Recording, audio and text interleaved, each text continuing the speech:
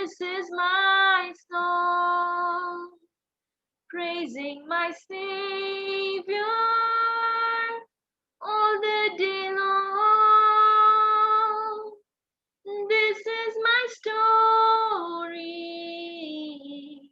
This is my song, praising my Savior all the day long. Perfect submission, perfect delight, visions of rapture now burst on my sight. Angels descending, bring from above echoes of mercy in whispers of love. This is my story. This is my song, praising my Savior all the day long. This is my story. This is my song, praising my Savior all the day long. Perfect submission, all is at rest. I and my Savior am happy and blessed, watching and waiting, looking above, filled with His goodness and lost in His love. This is my story. This is my song, praising my Savior all the day long. This is my story. This is my song, praising my Savior all the day long. This is my story. This is my song, praising my Savior all the day long. This is my story. This is my song, praising my Savior all the day long. The other song that we would take is a Marathi song.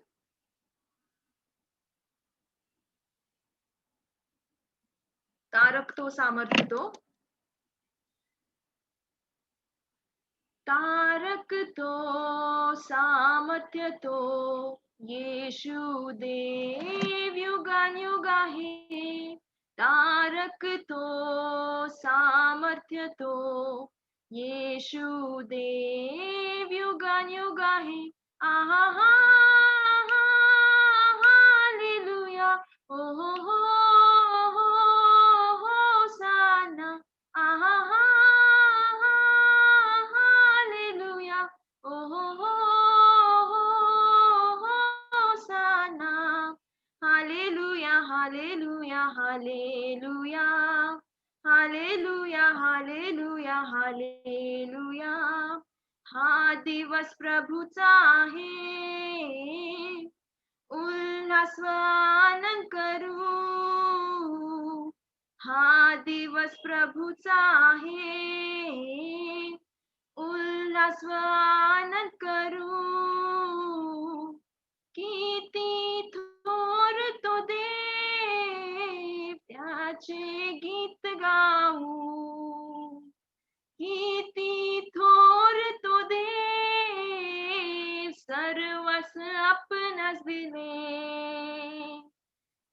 Tarak तो सामर्थ्य तो येशु देव युगानुयुग आहे. तारक तो सामर्थ्य तो येशु देव युगानुयुग आहे. आहा हा हालेलुया. ओ हो होसाना. आहा हालेलुया. ओ होसाना. Hallelujah, hallelujah, hallelujah. Hallelujah, hallelujah, hallelujah. चला हो आता त्याकडे महिमा स्तुती वनू. चला हो आता त्याकडे महिमा स्तुती वनू. स्वर्गाच्या देवाला स्तुतीचे गीत गाऊ. स्वर्गाच्या देवाला स्तुतीचे गीत गाऊ. तारक तो सामर्थ्य तो येशु देव युगानुयुग आहे. तारक तो सामर्थ्य तो येशु देव युगानुयुग आहे. आहा हालेलुया. ओ हो होसाना. आहा हालेलुया. ओ होसाना. Hallelujah, hallelujah, hallelujah. Hallelujah, hallelujah, hallelujah. त्याचा अनुभव घ्या किती तो चांगला आहे. त्याचा अनुभव घ्या किती तो चांगला आहे. सैतानी बंधनातूनी आपणास सोडवितो. सैतानी बंधनातूनी आपणास सोडवितो. तारक तो सामर्थ्य तो येशु देव युगानुयुग आहे. तारक तो सामर्थ्य तो येशु देव युगानुयुग आहे. आहा हालेलुया. ओ हो होसाना. आहा हालेलुया. ओ हो होसाना. Hallelujah, hallelujah, hallelujah. Hallelujah, hallelujah, hallelujah. Yes, Lord, we thank you, Father. We thank you, Lord, because you are our Redeemer, O Father, and you are our strength, O Father. And this day, O Lord, that we are seeing today, O Father God, it is only because of you, O Father God, and we rejoice in this day, O Lord. We thank you and we praise you, O Father God, for the great God that you are, O Father God. Yes, Lord, we thank you, O Father, for everything, O Father. We thank you for your goodness and for your mercies, O Father God. We thank you, O Lord, that you have saved us, O Father God, and you have chosen us as your children, O Father. We glorify you, O Father God. Help that our lips may always sing praise, O Father God, and glorify your name continuously, O Lord, for everything that you are doing in our lives, O Lord. Lord, we give this time into your hand, O Father God. We pray for Joe's uncle, O Father. You bless him, O Lord, and you lead him, O Father God. Through the word, O Father, that would be shared today, O Lord, you speak to each one of us, O Lord, and you prepare our hearts for your word, O Father God, that we may walk upon it, O Father God, and do as you want us, O Father God. We give this time into your hands. We ask this prayer in the most precious name of our Lord and Savior Jesus Christ. Amen. Amen. Amen. Praise God. Thank you, Lona, for leading us in worship. And even as we continue to sit in the presence of God, let us sit with a prepared heart that His word will bear fruit in each one of us 100 folds. जैसे हम तैयारी से बैठे हैं परमेश्वर के उपस्थिति में, अपने अपने हृदयों को एक अच्छा ज़मीन बनाकर हम बैठे, ताकि उनका वचन जो बीज है हमारे व्यक्तिगत जीवन में 100 गुना फल लाए। आमीन। आइए हम वचन में जाएंगे। निर्गमन का पुस्तक, उसका 25 अध्याय। निर्गमन का पुस्तक, उसका 25 अध्याय।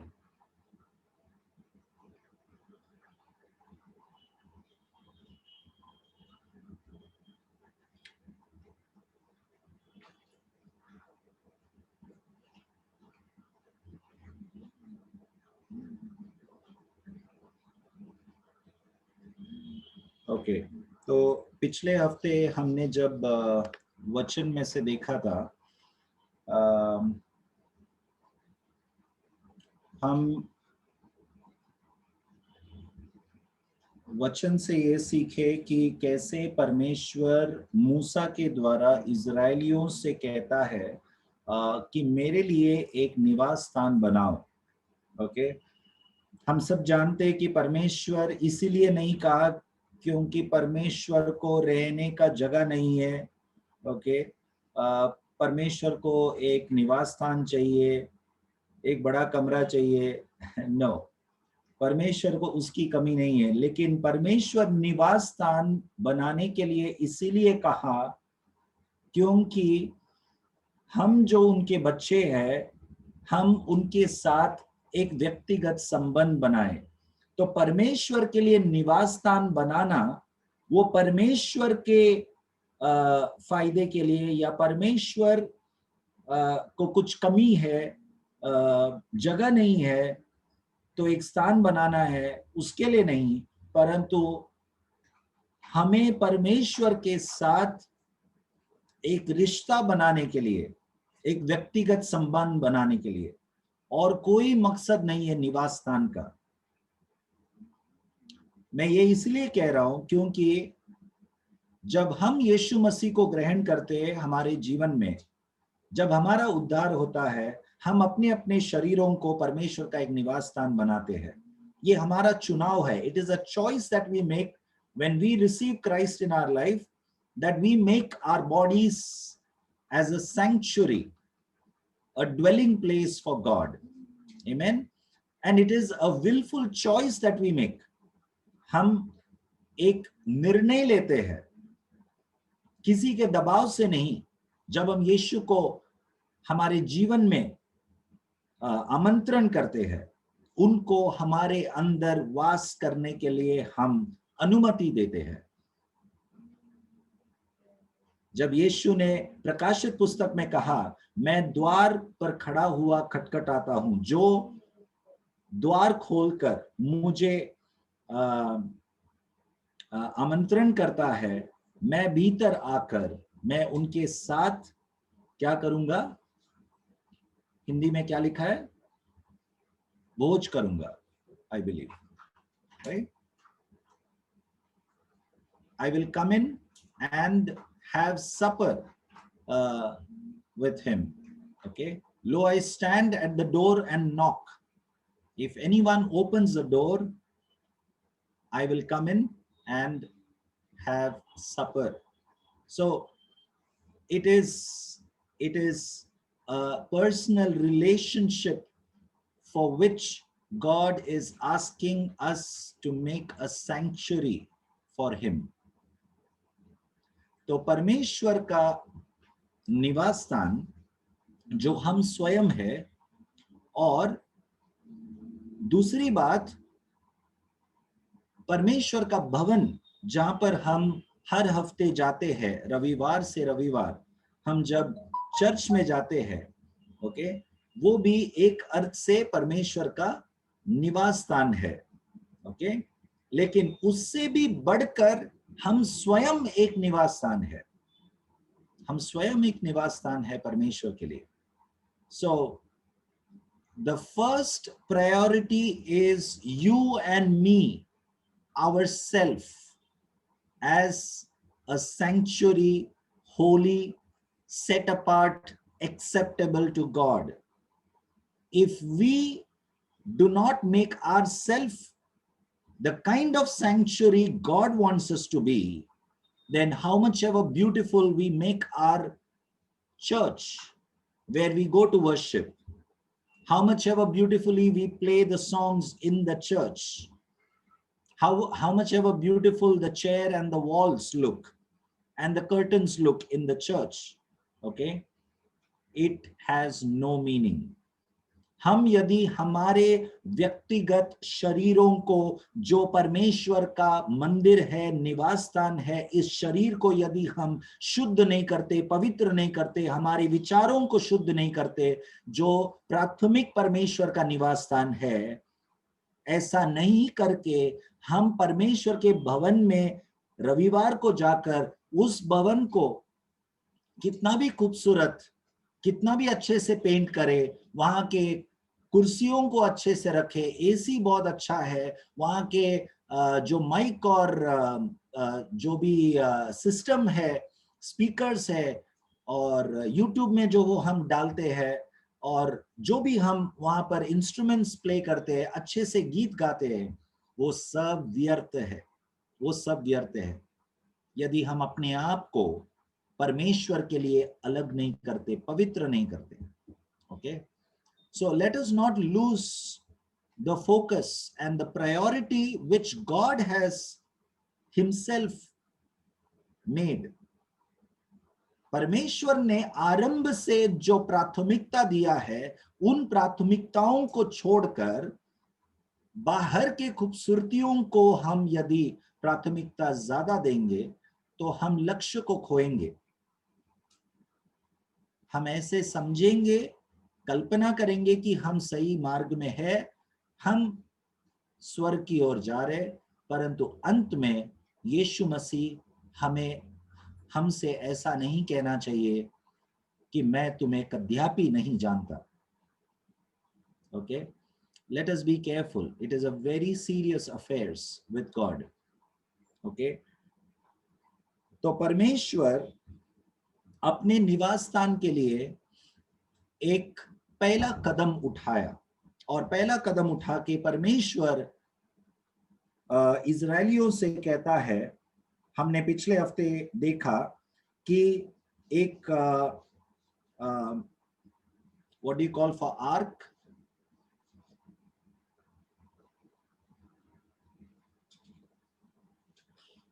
संदूक, संदूक, एक संदूक बनाने के लिए.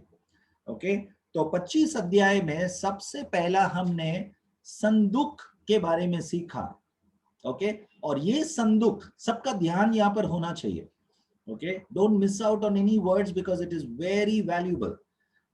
ये संदूक जो है, जो परमेश्वर निवास स्थान के विषय में सबसे पहला जिक्र किया, ये संदूक अति पवित्र स्थान में है. वहां से परमेश्वर शुरू किया, जहां पर परमेश्वर का महिमा उतर आता है. ओके, तो संदूक के बारे में परमेश्वर ने कहा, और उस संदूक के अंदर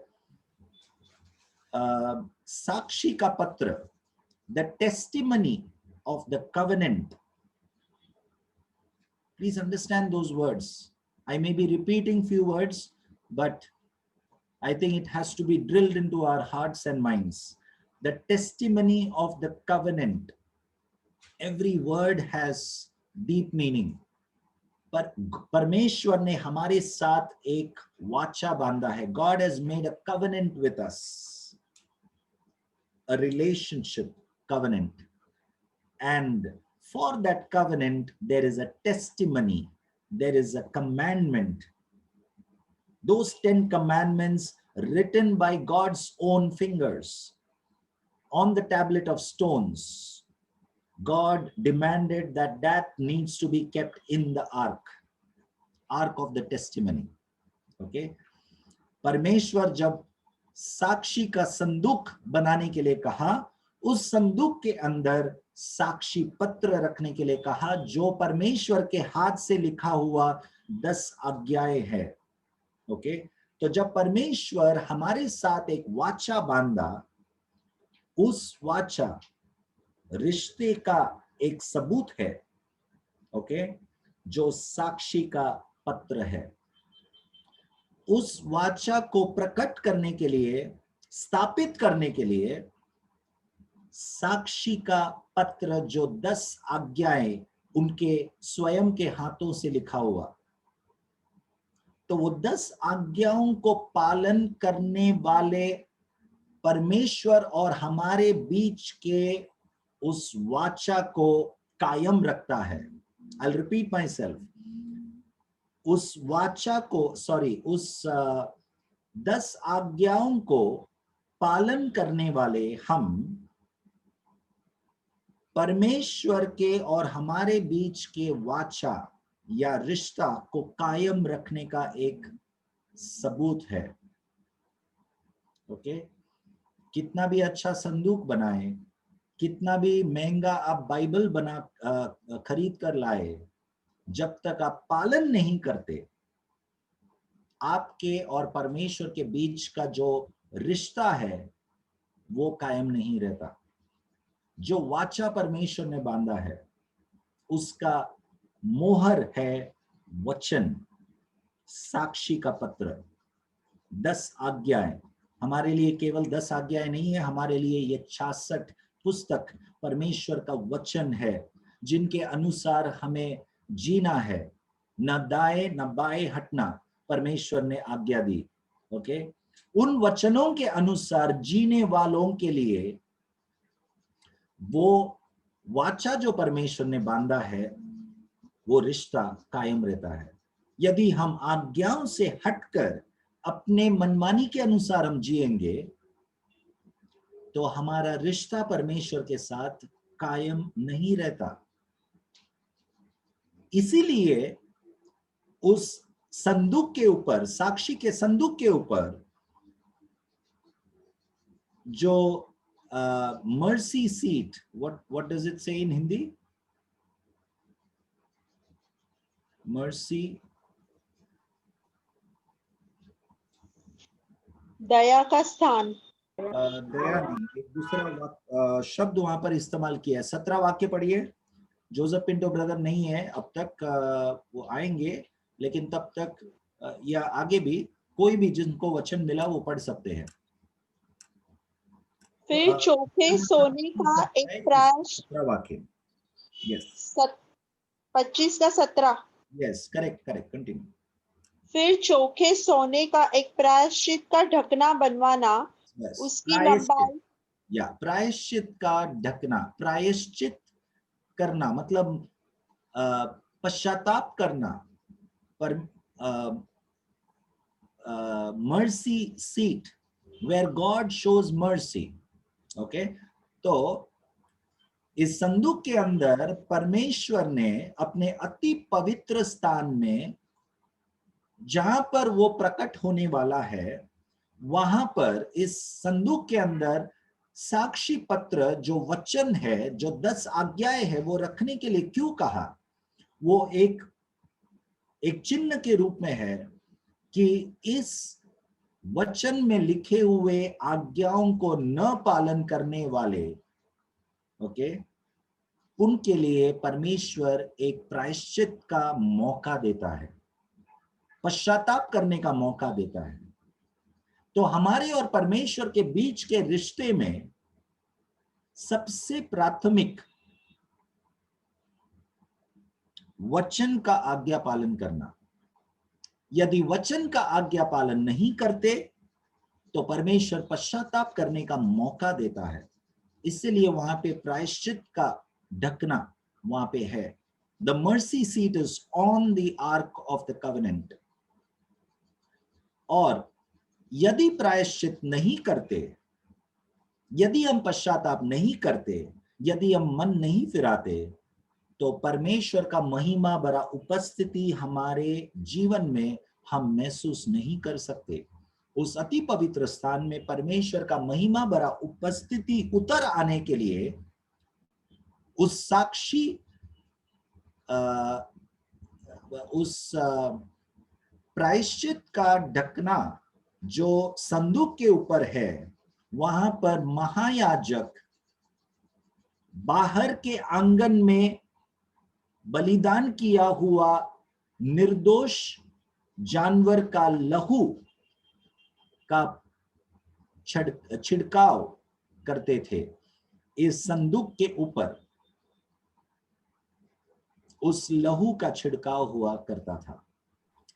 वो ये दर्शाता है कि हम यदि उन 10 आज्ञाओं को या वचन का पालन नहीं किया है, हमने आज्ञा पालन नहीं किया है, तो वो पाप है और पाप का दंड मृत्यु है। और वो मृत्यु एक निर्दोष मेमना ने लिया है, जिनका लहू के कारण हमारा प्रायश्चित हुआ, पश्चाताप हुआ, परमेश्वर ग्रहण किया और तब जाकर उनका महिमा भरा उपस्थिति उतर आता है। आमीन। तो हमारे लिए वो निर्दोष मेमना यीशु मसीह क्रूस के ऊपर अपना लहू बहाया। उनके और हमारे बीच का वाचा को कायम रखने के लिए God shed his own blood.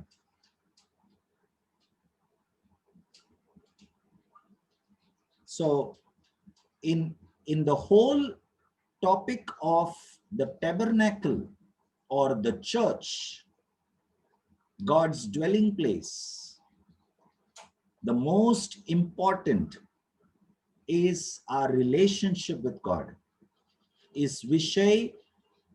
इस विषय परमेश्वर के निवास स्थान जो विषय है, इस विषय के केंद्र में हमारा संबंध सबसे महत्वपूर्ण है। वो संबंध सही रखते हुए बाकी सब कार्यों को करना है। सेवकाई के कार्य मैं कह रहा हूं, क्योंकि यहां पर परमेश्वर निवास स्थान के विषय में 25वां अध्याय से शुरू किया है उनके और हमारे बीच में, इजरायलियों के बीच के रिश्ते के बारे में, जो अति पवित्र स्थान से शुरू होता है।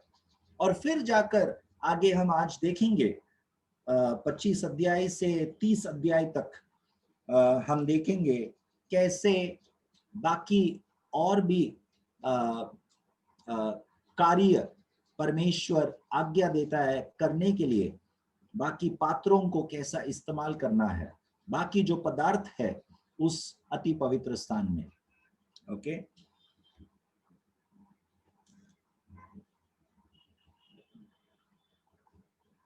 तो आज का विषय हमारे लिए इस निवास स्थान में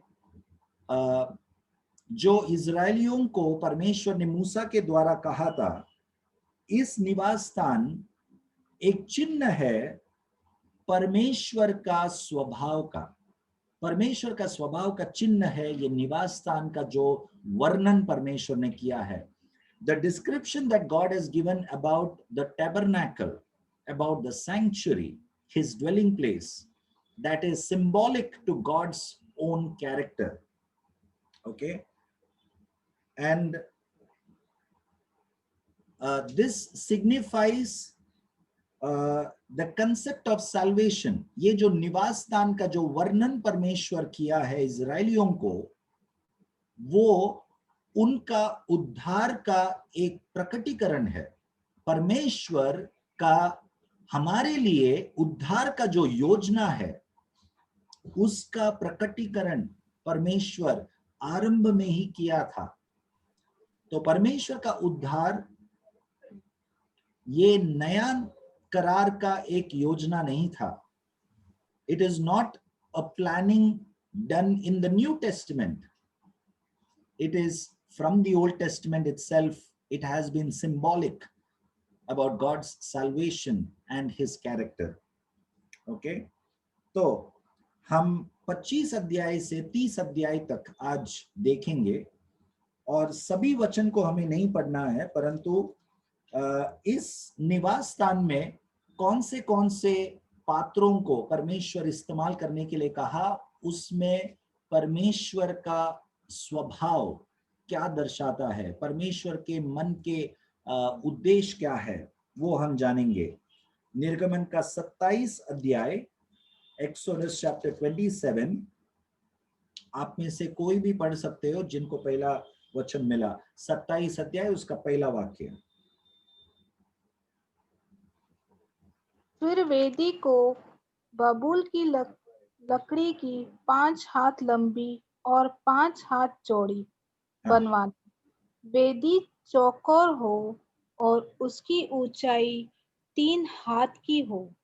ओके, तो ये वेदी के बारे में हम अगला पढ़ने जा रहे हैं। ओके, तो 27 अध्याय का पहला वाक्य में परमेश्वर कहता है कि you shall make an altar, एक वेदी बनाने के लिए कहा।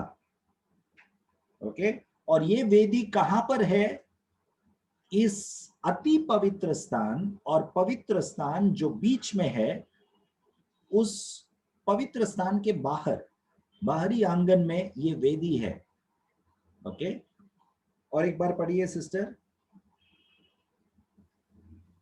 फिर वेदी को बबूल की लकड़ी की 5 हाथ लंबी और 5 हाथ चौड़ी वेदी बनवाना।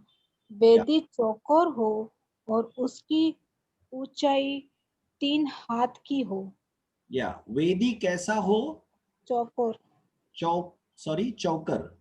चौकोर। या सो आपके स्क्रीन में आपको दिखाई देता है, मैंने जो स्क्रीन शेयर किया आप देख सकते हो।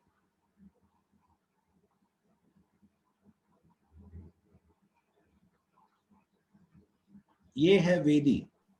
Jose, we can see a file explorer, not the PowerPoint. Oh, is it? Just a minute.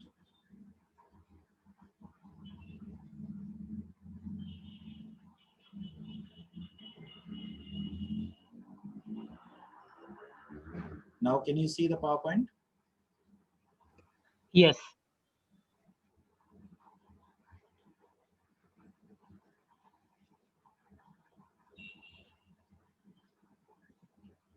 Joash, I don't know what are the arrows in between. Okay. Someone is drawing them. You need to disable annotations from top. In more, you will get more, Okay. disable annotations, and where you see a pencil mark, you will have to click on that and clear all drawings. 1 second. Clear all drawings. Okay, thank you. And how do you disable annotation? Where the chat option comes, under that only there's one option called disable annotation for participants.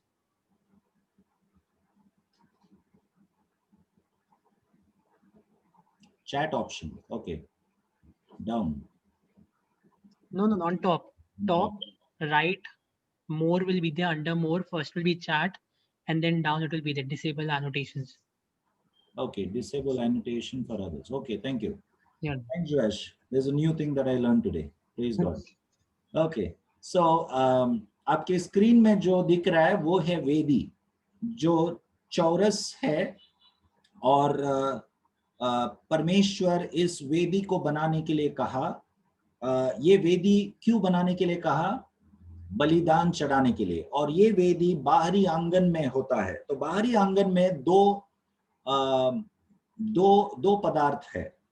एक तो ये वेदी है, okay, जिसका वर्णन निर्गमन का 27 अध्याय उसका पहला वाक्य से 8वां वाक्य तक हम पढ़ते हैं। सब वचन नहीं पढ़ेंगे हम, वो आप आपके व्यक्तिगत अभ्यास में आप पढ़ सकते हो। 27 अध्याय के 1 से लेकर 8 तक ये वेदी के बारे में परमेश्वर ने माप और बाकी के वर्णन दिए हैं। ओके, परंतु जैसा मैंने शुरुआत में कहा कुछ हफ्ते पहले, मैं नहीं चाहता हूं कि हर एक इन पदार्थों के माप और बाकी के वर्णनों में जाने के लिए, क्योंकि माप से भी बढ़कर आपको इस वेदी में क्या कार्य किया जाता है वो समझना बहुत जरूरी है। ओके, तो 27 अध्याय के पहला वाक्य में हमने पढ़ा कि एक वेदी को बनाने के लिए परमेश्वर ने कहा। वेदी क्यों बनाया जाता है? बलिदान चढ़ाया जाने के लिए। जानवर का बलिदान इस वेदी पर चढ़ाया जाता था। ओके, और 9वां वाक्य पढ़िए। फिर निवास के आंगन को बनवाना, उसके दक्षिण की ओर के लिए बटी हुई सूक्ष्म सनी के कपड़े के पर्दे हो। उसकी लंबाई 100 हाथ की हो, एक किनारे पर इतना ही हो। 10 पढ़ना है। हाँ, पढ़ो। और उनके लिए 20 खंबे बने और इनके लिए पीतल की 20 कुर्सियां बने और खंभों के कुंडे और उनकी पट्टियां चांदी की हो। बस। तो ये जो आपके स्क्रीन में अभी दिखाई दे रहा है वो आपको बाहर से एक दृश्य पूरे निवास स्थान के बारे में। ओके, और मैंने जो ब्लू कलर में जो सर्कल किया है अभी जो मैं कर रहा हूं वो है वेदी। ओके, जहां पर जानवर का बलिदान किया जाता था। ओके, और यहाँ पर आप देखते हो एक जानवर। ओके, और जो अभी हमने पढ़ा बाहरी आंगन के बारे में, 9वां वाक्य और एक बार पढ़िए। फिर निवास के आंगन को बनवाना, उसके दक्षिण की ओर के लिए बटी हुई सूक्ष्म सनी के कपड़े के पर्दे हो। उसकी लंबाई 100 हाथ की हो, एक किनारे पर इतना ही हो। उसके दक्षिण के ओर, बराबर, दक्षिण की ओर। या सो दक्षिण, पूर्व और सभी बाजू से ये पर्दा आपको जो दिखाई दे रहा है यहाँ पे, मैं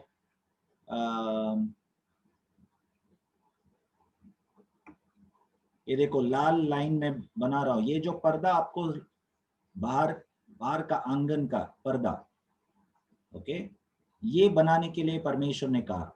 तो ये बाहर का आंगन है। ओके, तो ये बाहर का आंगन में परमेश्वर चारों ओर पर्दा डालने के लिए क्यों कहा? क्योंकि जो गैर यहूदी लोग, जो अविश्वासी लोग यहाँ पर प्रवेश न करे उसके लिए। ओके, और यहाँ पर इस आंगन में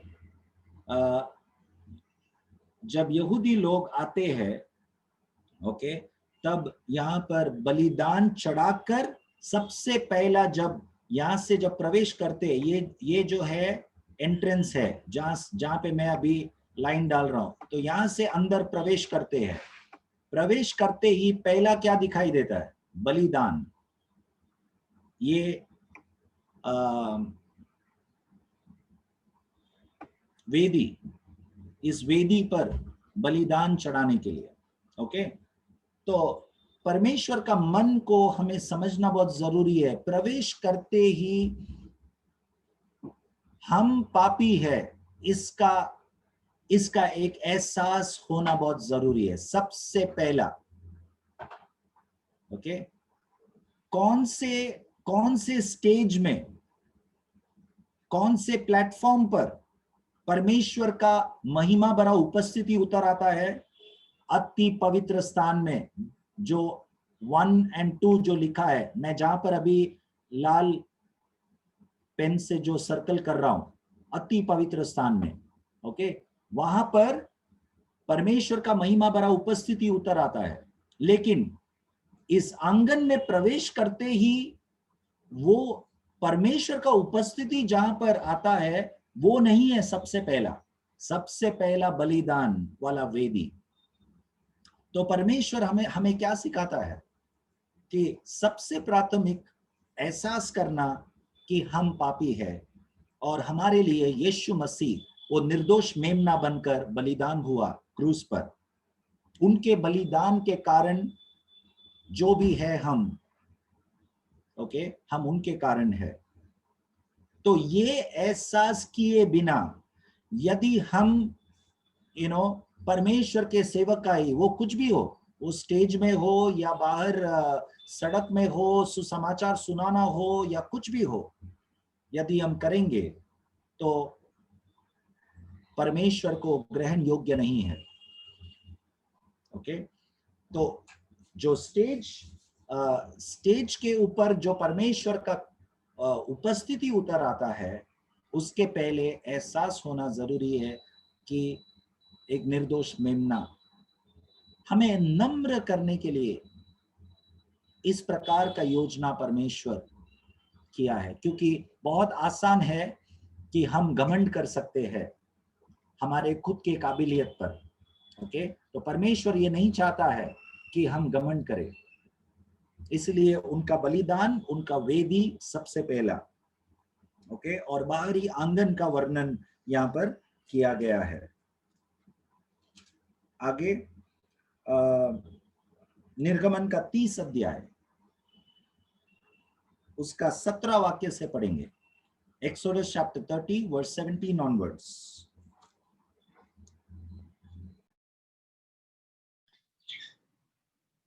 यहोवा ने मूसा से कहा, धोने के लिए पीतल की एक हौदी और उसका पाया भी पीतल का बनाना, उसे मिलाप वाले तंबू और वेदी के बीच में रखकर उसमें जल भर देना और उसमें हारून और उसके पुत्र अपने अपने हाथ पांव धोया करे। जब जब वे मिलाप वाले तंबू में प्रवेश करे, तब तब वे हाथ पांव जल से धोए, नहीं तो मर जाएंगे। बस। और तो यहाँ पर अगला जो पदार्थ है वो क्या है? 18 वाक्य। धोने के लिए पीतल की एक हौदी। धोने के लिए पीतल का एक हौदी। पोती। और it's like a wash basin, a basin. Okay? तो पीतल का, तो वहां पर परमेश्वर ने वो, it's called a brazen altar. Okay, why did God ask to make the brazen altar there? I'm just circling it on the screen if you can see. ये लाल पेन से मैं सर्कल कर रहा हूं, वो है ब्रेजन ऑल्टर। तो बलिदान वाला जो वेदी के बाद आता है पीतल का, हिंदी में क्या लिखा है? सॉरी, मैं हौदी। सॉरी, एक हौदी। पोती, हौदी, हौदी, हौदी। ओके, तो पीतल का हौदी, जो ब्रेजन लेवर और बेसिन, वहां पर आरोन एक याजक है, तो याजकों को हाथ धोने के लिए, ओके, क्यों परमेश्वर इतना अहमियत दे रहा है हाथ धोने के बारे में? ओके, तो हाथ धोकर प्रवेश करना है अंदर, पवित्र स्थान में प्रवेश करने के लिए। ओके, अभी बाहरी आंगन में है, ये हाथ धोने का जो बेसिन है बाहरी आंगन में है। ओके, पवित्र स्थान में प्रवेश करने के लिए और फिर उसके बाद अति पवित्र स्थान में प्रवेश करने के लिए हाथ धोना। And you shall put water in it, for Aaron and his sons shall wash their hands and their feet in water from it. Okay. When they go into the tabernacle of meeting, 20 वाक्य पढ़िए। जब जब वे मिलाप वाले तंबू में प्रवेश करे, जब जब वे मिलाप वाले तंबू, देखो हिंदी भाषा में अनुवाद कैसा किया गया है? मिलाप वाला तंबू। मिलाप का अर्थ हम सब जानते हैं, मिलाप, परमेश्वर और हमारे बीच में जो मिलाप। ओके, मिलाप करना मतलब to make peace, that relationship that was broken, that relationship has to be met, has to be, fixed. That is called, being peacemakers, to make peace with God. मिलाप वाला तंबू में प्रवेश करने के पहले, जो पवित्र स्थान कहलाता है, उसके पहले जानवर का बलिदान और अपने हाथों को धोना। ओके, ये हमारे लिए क्या दर्शाता है? परमेश्वर और हमारे बीच में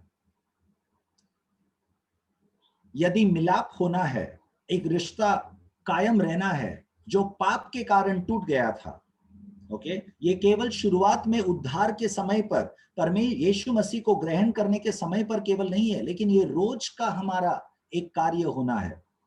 हम रोज अपने आप को जांचना है, और यदि हमारे और परमेश्वर के बीच में ऐसा कोई स्वभाव है या कार्य है जो गलत है, जो हमारे रिश्ते के बीच में दरार लाता है, तो मिलाप होना बहुत जरूरी है परमेश्वर और हमारे बीच में। वो मिलाप करने के लिए पहला बलिदान उस वेदी के ऊपर जो हमारे लिए यीशु ने क्रूस के ऊपर किया, वो हमें स्मरण करना है, और फिर अपने अपने हाथों को धोना है। इसीलिए यीशु मसीह ने मत्ती का पुस्तक में कहा, जब तुम मेरे लिए भेंट लाते हो और उस वेदी पर स्मरण करते हो कि तुम्हारे भाई के मन में तुम्हारे विरुद्ध कुछ है, तो अपने अपने भेंट को वहां पर छोड़कर पहला अपने भाई के साथ मिलाप करो। रिश्ता सही बनाना ये प्राथमिकता पहला है, अपने अपने भाई बहन के साथ और परमेश्वर के साथ भी। हमारे भाई बहनों के साथ यदि रिश्ता सही नहीं है, तो परमेश्वर के साथ भी रिश्ता सही नहीं होगा हमारा। तो मिलाप परमेश्वर के साथ, उस मिलाप वाले तंबू में प्रवेश करने के पहले हाथ धोने का प्रबंध परमेश्वर ने किया है। और यदि वो हाथ धोना याजक लोग, आरोन और बाकी याजक नहीं करेंगे, तो क्या होगा? 20 वाक्य में क्या लिखा है? प्रवेश करे,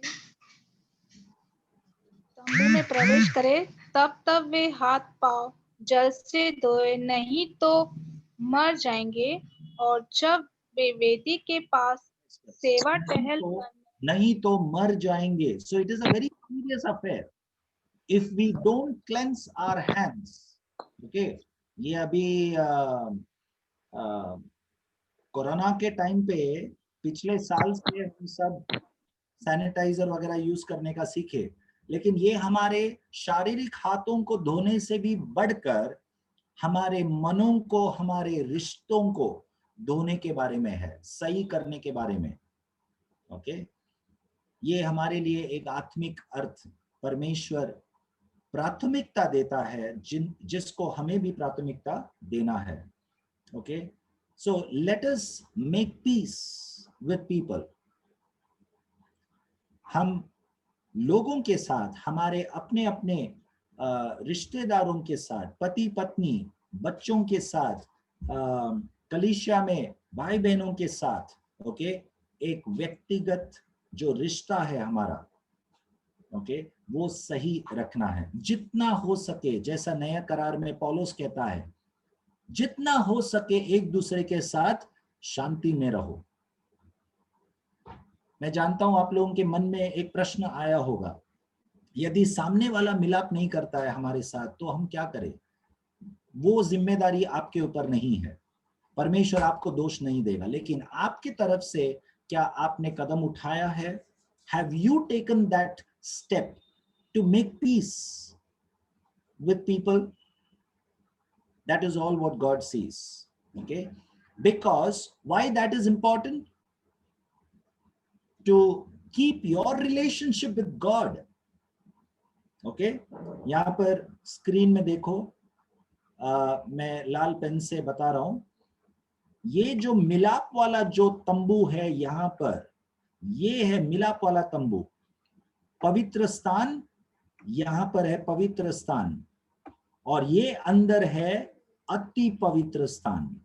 ओके, तो ये मिलाप वाले तंबू में प्रवेश करने के लिए हमारे हाथों को धोना, अपने आप को शुद्ध करना बहुत जरूरी है। परमेश्वर से मुलाकात करने के पहले, जब आप आपके व्यक्तिगत प्रार्थना घर में, जब आपके रूम में व्यक्तिगत प्रार्थना जब आप करते हो, पारिवारिक प्रार्थना जब आप करते हो, चर्च में संडे को जब आप जाते हो, या बाइबल स्टडी अटेंड करने के लिए जब आप तैयार होते हो 7:15 के पहले, 7:15 के पहले, क्या आप इन सब समयों में अपने आप को जांच कर तैयारी किया है, या जल्दी जल्दी भागकर कैसे भी आप तैयार होकर आके बैठ जाते हैं? उसमें कोई अर्थ नहीं है। ओके, प्रार्थना पूर्वक कोई भी सभा में आपको शामिल होना है। प्रार्थना पूर्वक अपने आप को जांच कर, आराधना के पहले अपने आप को जांचो, परमेश्वर से क्षमा मांगो। ओके, क्योंकि आप मिलाप वाले तंबू में प्रवेश करने वाले, अपने आप को शुद्ध करो यीशु के लहू से, और उस जल जो परमेश्वर का वचन है जो हमें शुद्ध करता है। ओके, यीशु का लहू और उनका वचन से अपने आप को शुद्ध करके प्रवेश करो।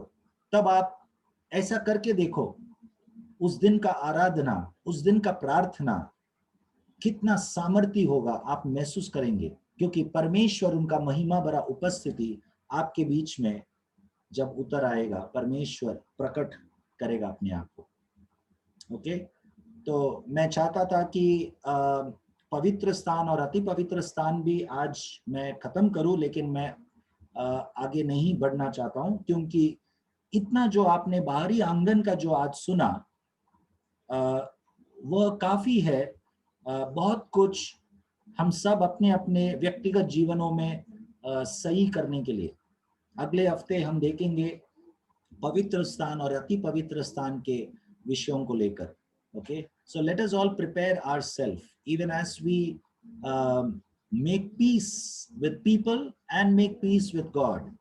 If we have a desire to see God, if we have a desire to experience God's presence in our life, okay, then we have to do our part. We have to do our part. And what is that? Cleansing ourselves,